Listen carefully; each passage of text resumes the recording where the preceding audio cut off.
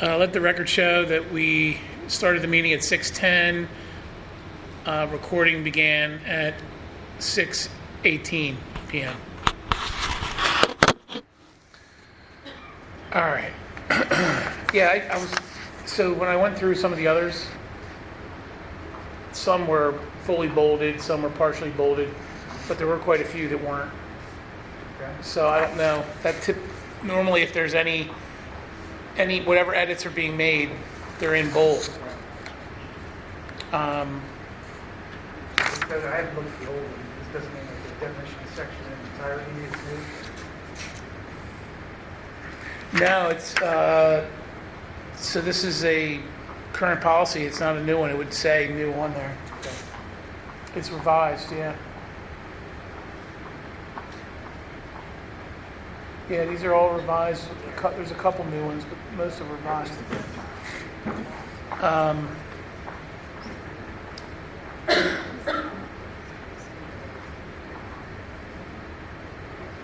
So what, Rob, how often, we immunize, we don't require immunizations, or we require proof of immunizations? Yeah, we require proof, and I had this just in abundance of caution. I met with the nurses last week, and I had them review this. This is fine. And every year we check our nurses check our immunizations. If you guys remember last year, there was a change in regards to the immunizations that the kids had to have. So we were scrambling a little bit, like all districts, to make sure all our kids were all up to date on that stuff. But it's required. I mean, it has to be. So do they have to give them to us, like when they first register in school? Yeah, when they first register in school, and then we also have to be updated after certain grade levels or certain ages. They have to be updated. Okay. If they don't, they get excluded from school. Okay. Kids are being called out of school. Is that fine in here, or is it the policy that we have to do? Time for it.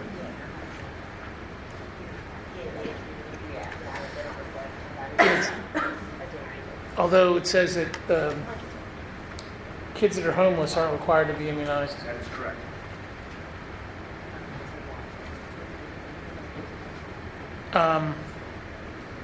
The monitoring requirements, we have to designate, is that school nurse? Yep. It also looks like the immunization requirements were updated in the Pennsylvania code, because in the notes it actually references like starting in the year 2017-18. So those might be the only changes that we're looking at. That's why last year we started before parent. I remember, I got a- pestering parents left and right on that. Because there used to be like an 8 or 9 month Yeah, and they closed turnaround the window. time. Yeah. The window closed. That's Closed the window. was the big and they deal. Added immunizations to it, and so unfortunately, our nurses really did a good job with this in terms of communicating with parents, and we were able to get down to a manageable number of kids. Yeah, because you used to be able to say, yep, I'll do it, yep, I'll do it, yep, I'll do it, and it was May by the time it mattered. That's about right. So we have the pre-K in Monocacy. Yeah, so I guess there's an added layer here where we have to, the designee has to annually review, investigate, and recommend. Are we doing all those things? We are complying with all the immunization laws. We're very confident that our nurses are very good. Okay.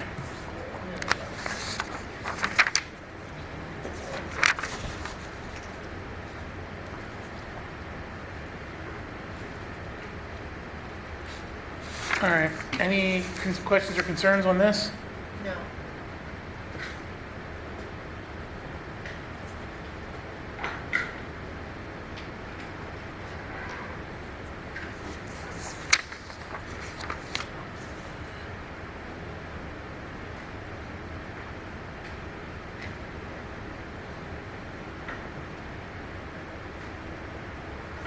All right.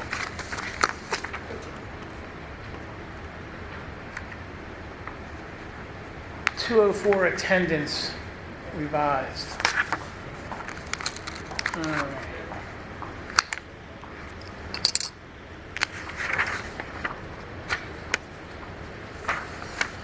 So again, there's some delegation responsibilities on here, Rob. Yep.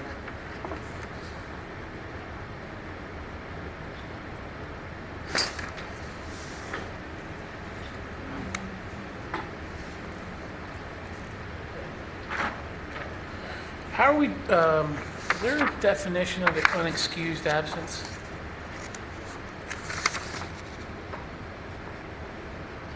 Yeah.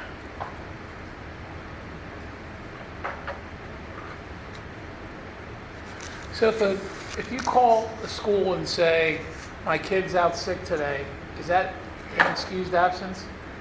Depends on how many absences the student has. So it Write a is, note. generally speaking, it is they have to turn in a written note also for Okay. documentation purposes and audits. The other thing that, if they're above, once they get above 10 days, we require doctor's notes to verify the illness. Obviously there's something going on there, and so that's all, and that's generally, that's what happens. So what if there's a doctor's note that's provided because the kid's out anyway? Is that, Then it's considered excuse. Okay. I mean, we have kids with legitimate, Yeah, these- around 30 days with legitimate medical illness. Page, I don't know, 3 has a big, long list. Yeah. And so, I guess. I was really speaking to how we handle it. Because I think if it doesn't fall into one of those categories, it's unexcused. Well, I got a letter Oh, I've gotten them too. for truancy or whatever Yeah. with one kid but not the other. Same thing. And- They drive in together and one of them gets one and one doesn't. And so I went in and I'm like, so how do you tell or whatever? And then she explained it and I was like, it didn't seem consistent with what was in here. Got it. I guess if you're a certain age, 17, it's going to be fine. That's what it You says. still get a nasty letter, but it says right on the letter with a big sticker, it says, it's not enforceable, we're just letting you know, mom and Yeah, I know. dad. You know, so. So when you're 18, you just start, or 17, you can just stop coming. College kids is not All right. So Rob, on page 2, the delegation responsibilities. Let's see. Usually our assistant principals do attendance. Let's see. It's not one of the options unless you have other.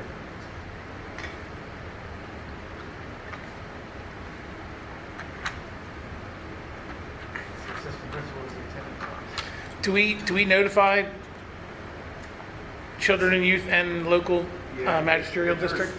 If there's truancy cases, we are in contact with the children and youth services. We also, there's a meeting every year with the district justice and things to make sure everyone's on the same page. Well, this is just like an annual, like, here's our policy. Yes.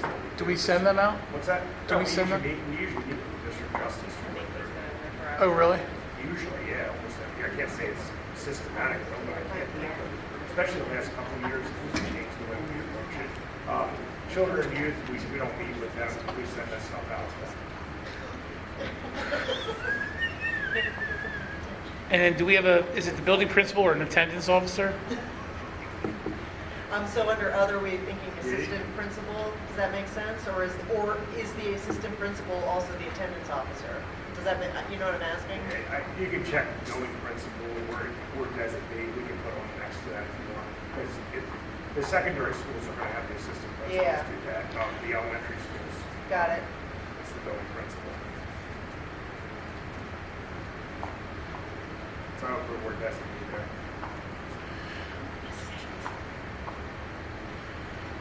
So the attendance person at each school is not really responsible for implementing or enforcing. They're just responsible for reporting the news, essentially. The attendance, here's what generally happens. Assistant principals usually, they're citing families, members of the truancy issues going on. They're in contact with the families, they're in Yeah. contact with children. When we're talking about truancy, not just Yeah. kids being sick, we're talking about kids missing school. One of the principals, I can tell you today, was literally after school because she was on her way home from work on that, so.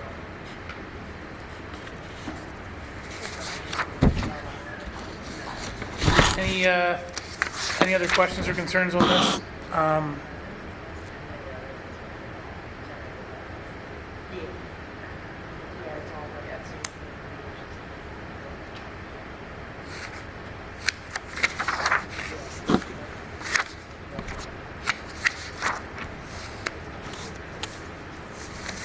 Any other? You good? Sounds good to me. Steve? Yeah, looks good.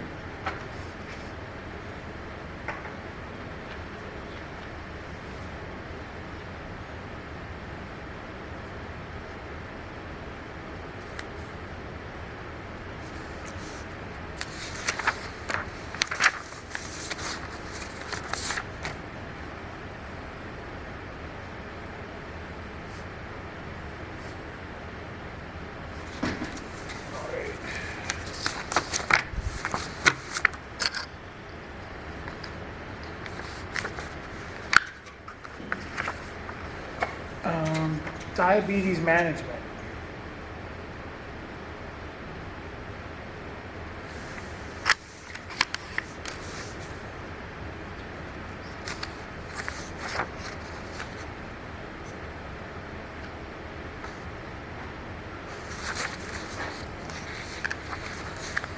Jeff, I ran this by our nurses, because one of us are not here, obviously, and they were fine with it, they looked at all of it first, just so you know that. So this is, And this is required by law now, for us to have a management plan? I don't know if it's required by law or not.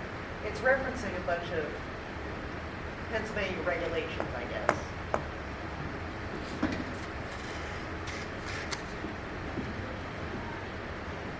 No, it's referencing a bunch of laws. And then it's referencing, number 20 is referencing Pennsylvania code. So I was just curious if it was something that, if the need presented itself at another school and then it was brought to us, or if it's something that just legally we were required to have.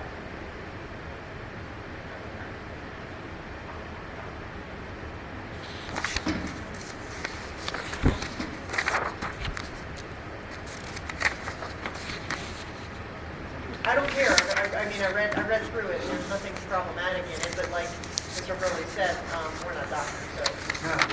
The other question, are there other diseases that were required? That's what I'm saying. It's kind of like they're That's what I'm saying. specifically calling one That's why I out. was asking. Yeah.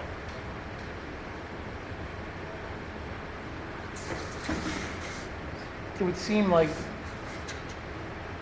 there would be a general, if a student needs to take medication, that all gets done through the nurse.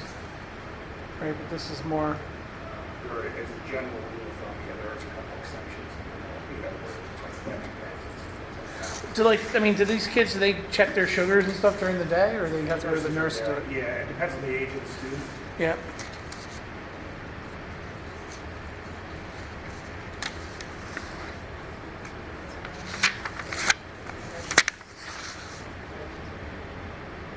I know our nurses are extraordinarily careful with the fracture diagnosis and any diagnosis.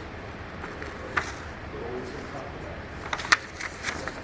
Like bronchitis, when kids allowed to have their inhalers, or have to go to the nurse? I think it depends on our physicians, you know, like that type of stuff, yeah, I'm pretty sure they would be allowed.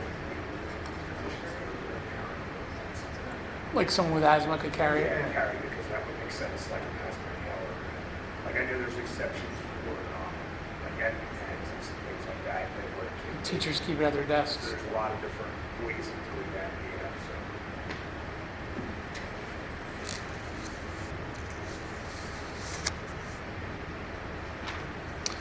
Any questions or concerns on this?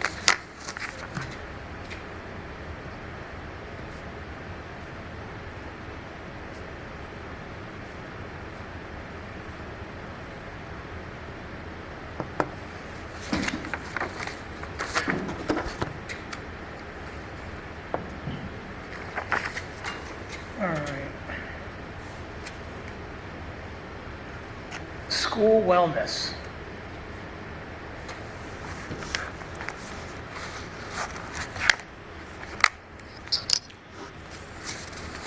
This is a biggie.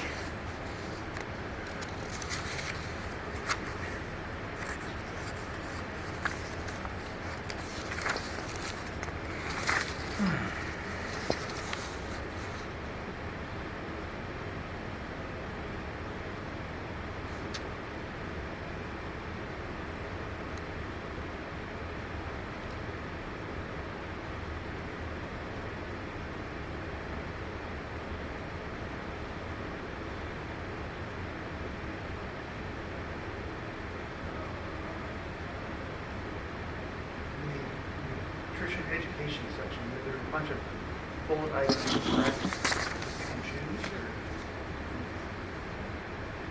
or? I think those are just bullets or they're, I'm not sure. Choose one or more of the options, it says.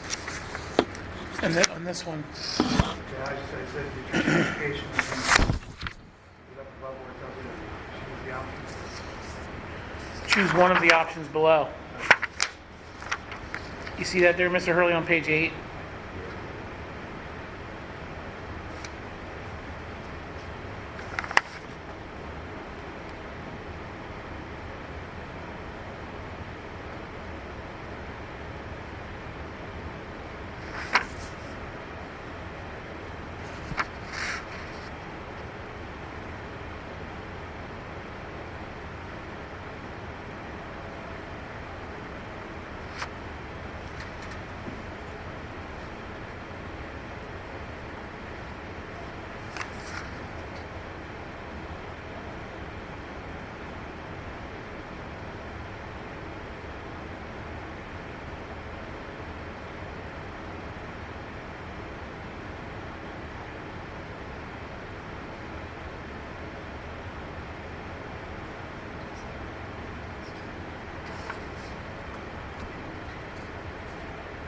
Do we have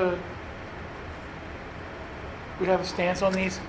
I know for the parties and celebrations that, at least at the elementary, they don't allow them. No food anymore. Say that again? At the elementary, they don't allow food. In our, at least in AEC, they didn't. You didn't allow food in. In parties and celebrations, like That's right, that's, you could bring in like a pen or or pencils or trinkets or whatever, but you couldn't bring any food in. right, I remember that. Is that a consistent policy for the district? Do you know? I don't get into parties very much. In my building, we didn't have them, so. Yeah, did you look through the one for the fundraiser? Yeah, I saw that. I mean, like. 10 at the high school. With Relay for Life, they just break that daily. Yeah, they're selling chocolate all the time. And not, I think they should. I'm just saying, like, It would be a significant departure from how we run things right now, is all I'm saying. Do you know, it's like the center of page 8. Yeah. This is the current policy. What? This is a revision of LCN. I think it's the current Is that policy. true? Yes. Yeah, it's a revised policy. Oh, so it's always been like that? Guys, can I bring this back to our administrative team? Yeah, you Yep, bet. absolutely.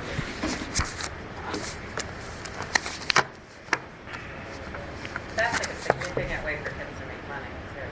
I know, there's a No, lot I'm of- just saying, yeah, like, you're right. that would be There's a really- lot of variables here. I want That would be really sad to see that way. Well, and I guess the important thing too is like, make sure we need to note variation among the schools, like meaning the grade levels. Like I know, again, my kids in elementary, is very rigid about the no food for birthdays. Yeah. Like you could bring in, I thought, well, I've seen them bring in cupcakes and things. I don't know when I mean, it changed. then it's a teacher who's basically said, Have you go read ahead, it? but they're not supposed to. I mean, they're, This will be a good time to review it as an administrator. Yeah. So, Well, it seems like they have a policy, we have options. You pick one is no food, one is once a month, one is, you have to tell the parents what you're bringing. You have to pick one of those options, it's policy. yeah.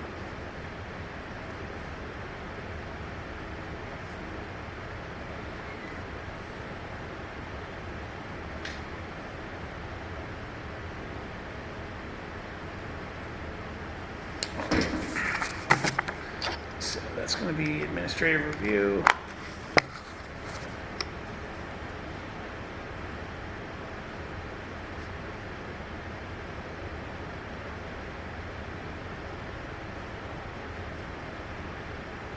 So the sentiment is that today we're way far from this, right? Yes.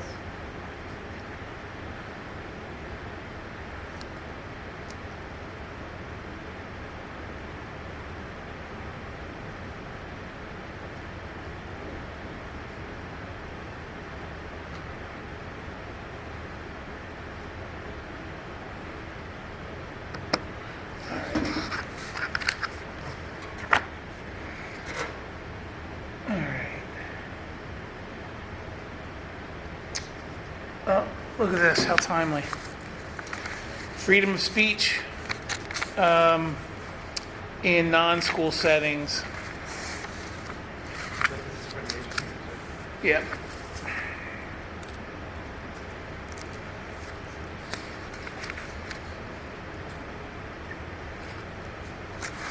And it should be controversial.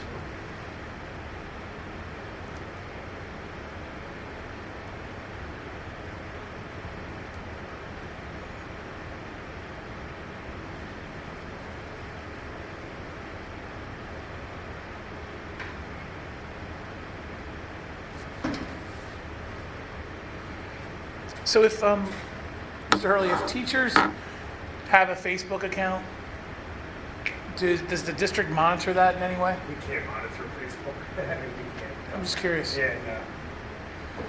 And do you guys ever get like social media things brought to your attention about what teachers are posting? Whether it be political, inappropriate, against, you know, Obviously, don't say all stuff. because this would seem like a In this case, most dicey slope with the, We can't monitor, I mean, I don't even do Facebook myself, but Yeah, there's yeah. no way to monitor everyone's personal Facebook accounts. It's basically saying, the only thing that you can't do, you can't say anything that would interfere with student discipline, you can't lie, and you can't make threats against people. Three things. but would it also suggest that you can't say anything that would be against the district? What's the word they used? The interest of the district. The interest of the district. So I guess you couldn't go on and be like, the Go Math program's the worst program I've ever heard in my life. Right. We did everyday math, da da da da da. I guess. Yeah, you couldn't pull that out of six, I mean, so we're saying this to clarify the situation. List the other three that was read off as a clarification. All right. Any concerns with this one?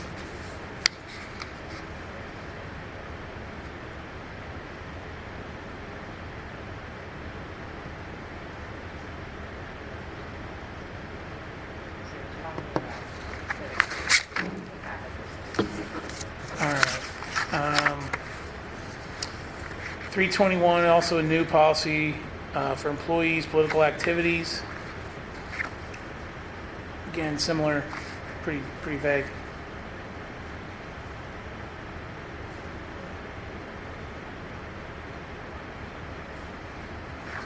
I mean, it's basically can't engage in political activities on school time, essentially. Yes. What about the history and social science teachers talking about politics? I guess as long as it's part of the curriculum. And that That's would number fall under one. number one, I guess, right?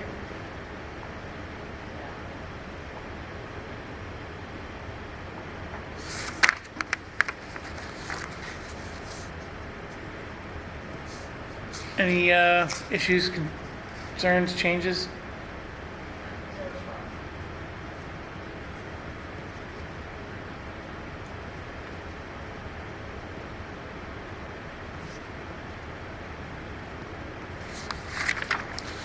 All right, 322, employees, gifts. And this is also a new policy.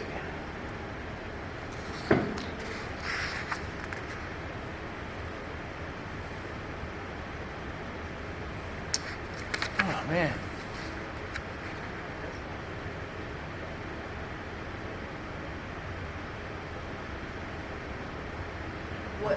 What is significant value?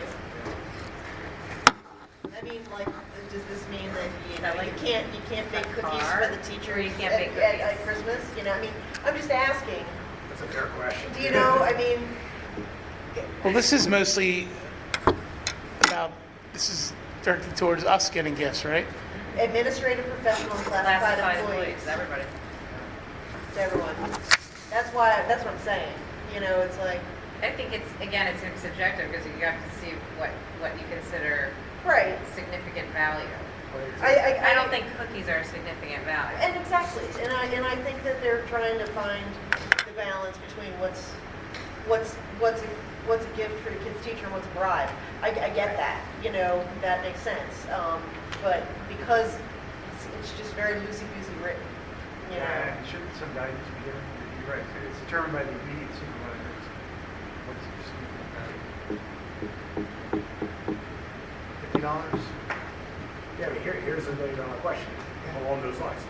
What if a kid gives a teacher, a third grader gives a teacher a $5 Dunkin' Donuts? Yeah, that's the kind of thing I'm talking about. Yeah, I think that's not. We give those to our kids' teachers all the time. Me too. And I feel that makes sense. That's not significant value. I feel that's. My not wife's a significant teacher, value. so I tend to feel like we overdo it, Like but that, I guess. My husband thinks we do too, but I don't. she thinks it's right. Exactly. So, And I'm not going to stop, I'll just do it on the slide. right. I think that the key there is significant value, and I think if you leave it at that, then you can justify. I mean, I guess the question becomes who determines if it's significant And value or the not. superintendent does, it seems. It says immediate supervisor. As determined, okay. Oh, I get it. So that could mean that one principal could feel something was worth more, it was a problem, the same $10 to your kid's middle school Yeah. teacher and your kid's elementary school teacher, one principal could have a different opinion. I think I'd like to see. I'd like to change see the a superintendent. number or Yeah. something. So if you could- Well, some examples of guidance would be good. Having someone set policy across the board. Yeah, instead of the immediate supervisor, to have it be determined by the superintendent, or something like that, or somebody in the administrative office that is, so it's just, everybody's got the same rules. That would make sense. Does that make sense, Mr. Rowley? What do you think, Jeff? I think it makes sense. Mr. Scott, We can, Based on. forget that. yeah, don't, oh my God. Mr. J. Scott. I think it Right. totally makes sense. Well, I think, Trying to jam I think anyone up. in some of the more affluent schools, it becomes a much bigger Oh, issue. definitely. Like- Some of this for administrative stuff, so you could have vendors giving you gifts. to That is administrative true. personnel. Right. Yeah, like, Not come really. and use our textbooks. Yeah. And Your season tickets to the Eagles game. let me buy a big whatever for the whole staff to,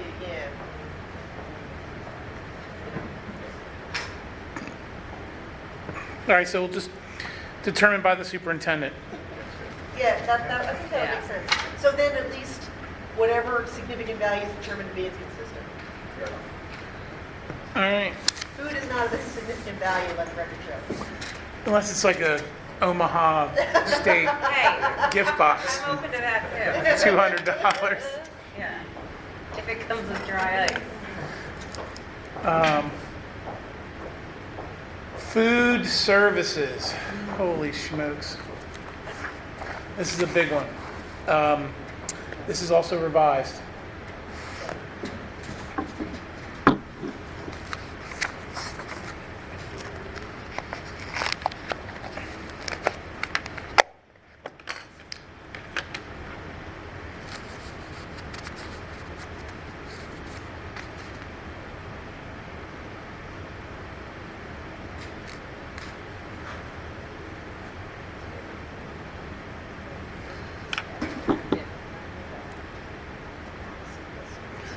So if kids are on free reduced lunch, they cannot buy non-program food? Is that the idea? They get it, if they're on free or reduced, they, usually dictated, there's some guidelines about what can and can't do.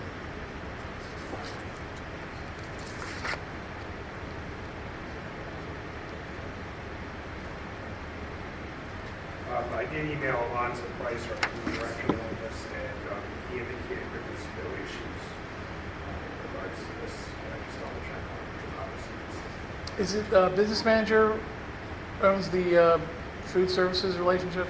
I mean, we outsource, so Alonzo Price does, is that he is the contact, but he's really, he represents the company, so it would fall under the business manager, yeah. Okay. And Alonzo is the food services director, but he's an outside representative, so.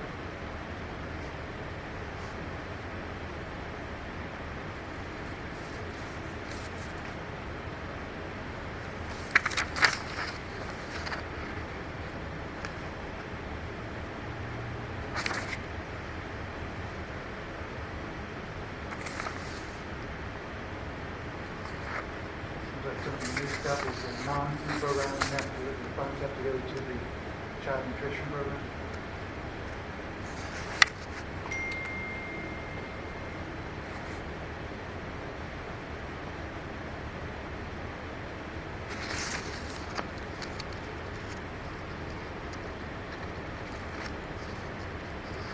I think this also addresses some of the negotiating stuff that was just passed in like November or December. I think it's shy you guys to know about that. So I think this also. So do we review the eligibility for free reduced lunch 3 times a year? We will be. So a lot of that really happens way below my level, so I need to get more information on that. He said, I mean, like when I reached out to him, he said no issues here. So I think that he's following that sort of thing. Okay. There was a couple of years ago where they were really, where that was all looked at again in terms of number of contacts and things like that. It's about 4 years ago, 5 years ago.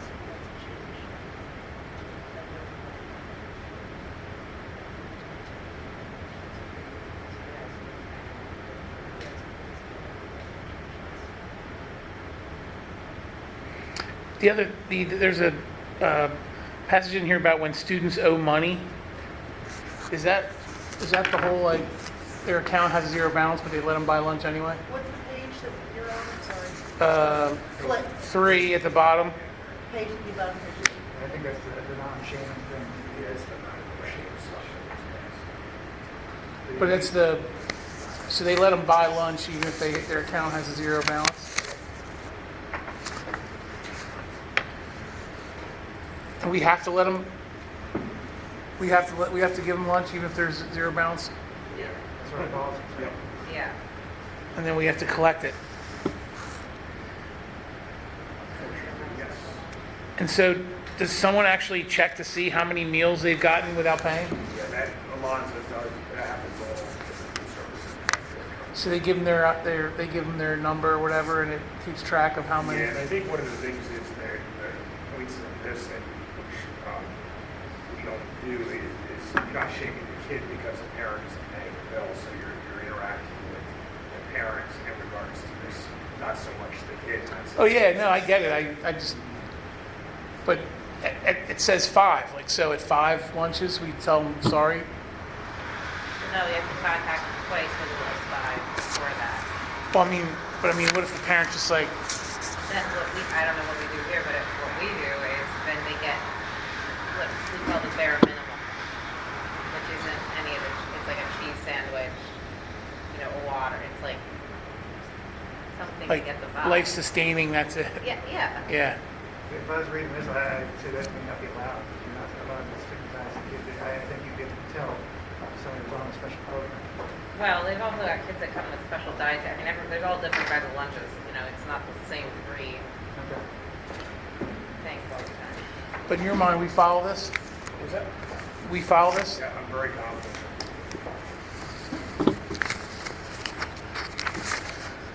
All right.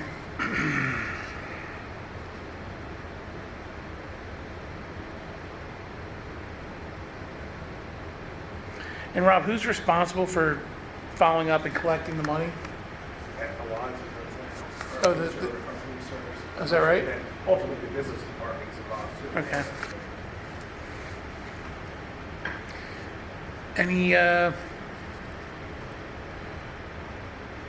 questions, concerns, changes? We okay with this?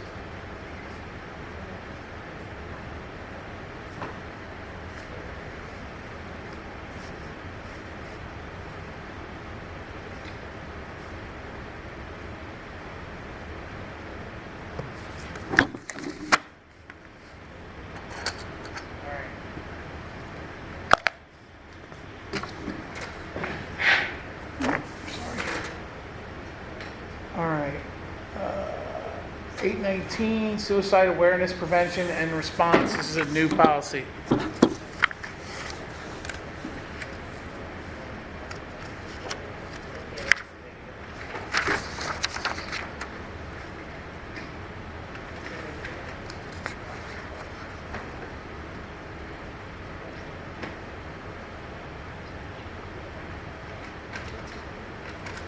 So Rob, do we have coordinators? Yes, every building has that. We have them currently? Yes, we do.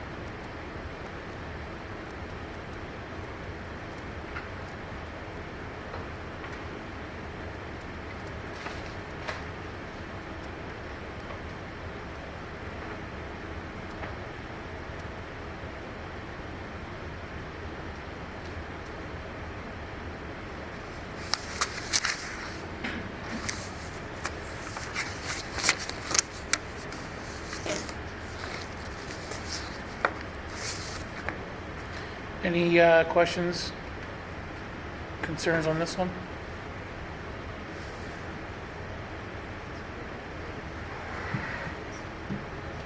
Mr. Miller? No, they're just rereading it.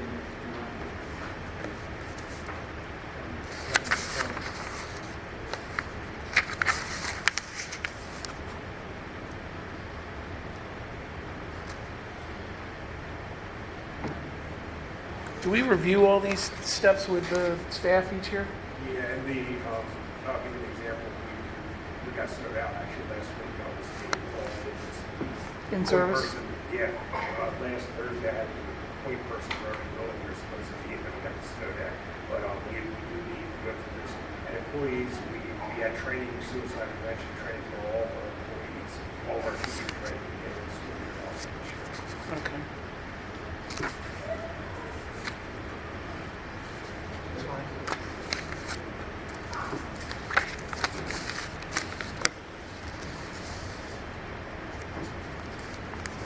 So not related to this, but with all the training, it's to remind you, we should do something with this CPR training.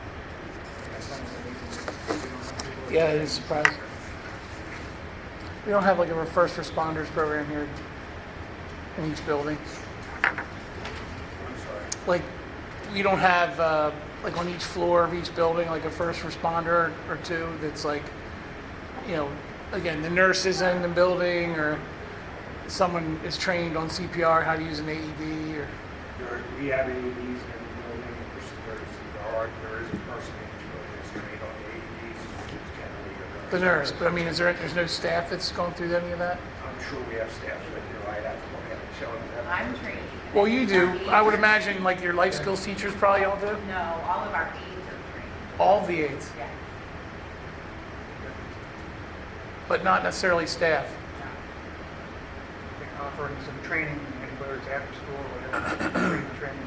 I mean, I would think like Red Cross or anything, they would do it for free. They, They don't. No? no, there's a nominal fee, but we have it. I didn't train. Yeah, I Everyone's different. right. So we're talking about the suicide prevention one, right? Yeah. Yeah, it's just, That's not, I don't, and I might have skipped over, it's kind of long. Is there anything in here that talks about, I understand that there's an issue with correctly balancing the student's right to privacy and the need for certain people in the building to know that there is a child that's at risk. Do we just go back to do we just fall back on our privacy rules in our other procedures? Because I just didn't see anything about the student's privacy in here. I might have skipped over. Do you know what I'm saying? I know we have like stuff about protecting the student's privacy in other procedures that I guess they would just go into effect, right? That because if something happened, I know that if it happened at school, everyone's gonna find out. I get that. But you know, if something happened at home and there's a student that will come back for a couple of days, do we have an ability to, Reports to the farm themselves, the guidance counselors will reach out. but, So there is no, they don't, they report to the farm themselves. yeah, okay.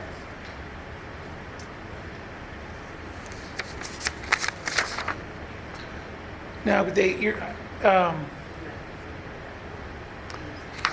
says they should, it talks about like how the teachers and whoever notices signs should refer them. Is that, who are they referring to?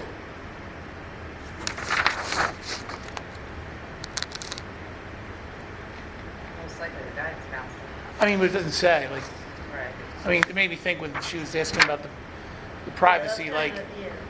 I would assume there's like a delegate that you go to if you, I would assume the guidance, right? One thing we are, guys, one thing to everyone's credit, and kind of like Sarah's guidance programming in our school district is we do have a very robust guidance department, which is good. It's also why, we're not, even though Bird's closing, we're not recommending losing that guidance position. Well, no, I'm just thinking like, should we state in here that, staff should be referring these signs to guidance so that they're Yeah, handled? because on page 2 at the top, it says here, additional professional development in risk assessment and crisis intervention shall be provided to guidance counselors, district mental health professionals, and school nurses. So that feels like those should be the only clearinghouse for that information. Right, like there should be a hub for, if I'm reporting this, it should be going, like not to, like someone might go to their building principal, someone else might go to guidance, someone else might go to their homeroom teacher. I mean, I don't know, the nurse, like, I would think we'd want to have some controls on that. They are reporting to guidance, that's what, I mean, they are reporting to guidance. That's what they're, all right, well, so, I mean, but do you have anything, are you against us putting that in the policy, that they should report to guidance? That's fine. Do you guys agree? Report to guidance? Yeah, I agree. I mean, he's saying that's what they do today. That's, And that That's absolutely the makes assumption sense. that would, but just to have it there.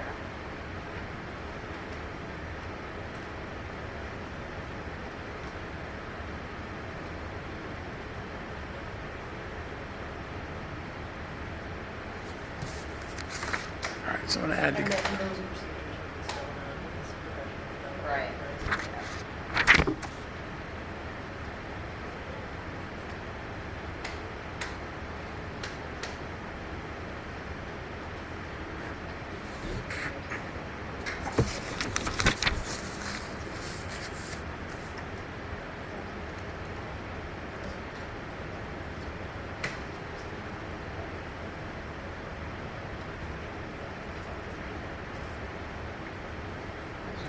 You're going to change the building level coordinator, is that? no, and at the bottom of page 3 where it says referral procedures, Okay. we're just gonna add in by, they shall refer the student for further assessment and intervention by guidance counselor. Okay, I was just looking at it, but we have suicide prevention coordinators, and there's supposed to be a district-wide one, and at building level, each building principal shall designate a school suicide prevention. Well, Each building has a suicide. That acts as- And that's more or less though about their coordinating education and And making sure that those things, making sure policies are followed. disseminating. But they're not the person everyone should be reporting issues to. Well, ultimately it gets passed up to chain when we have issues that happen. So It doesn't mean we won't continue to have prevention coordinators, even if we're asking the teachers to report to. they exist and will exist. Yeah.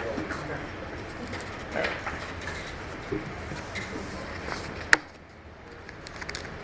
All right, team, we have successfully navigated our agenda for today. We have a bunch of stuff that's coming up on for approval today. Other than that, we're done. can I ask, the tardiness thing, is that gone? The tardiness one is, it was not on the list of things we're approving Yeah, I think, That's just go on, I think it right? got pulled, Okay. if Just I'm not checking. mistaken. All right, meeting adjourned, 7:05.